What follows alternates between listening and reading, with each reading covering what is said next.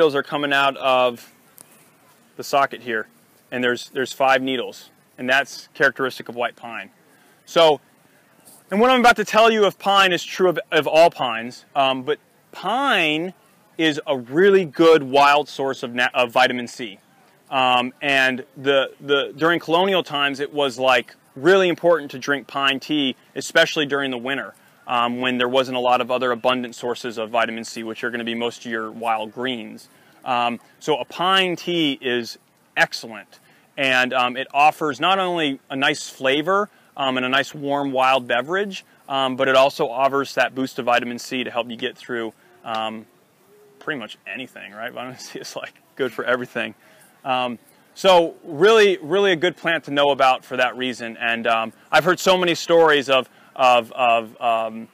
people's grandparents, you know, oh man, my grandmother used to make pine tea all the time, right? So a lot of these plants have that kind of history, and it's really fun to hear these stories because so many people grew up with them. Yeah. How many needles would you need to say make a pot of pine tea? I'm just curious. Yeah, that's a great question. I mean, some of that has to do with personal taste preference. You know, like I would probably start with, you know, like I would cut that off and then strip these needles and try a small pot, see how strong it is, and go from there. You know, and adding a little honey don't hurt. You know, because it's going to have a little bit of like a almost, not quite bitter, but something like that. So adding a little honey helps kick that and makes it really really great.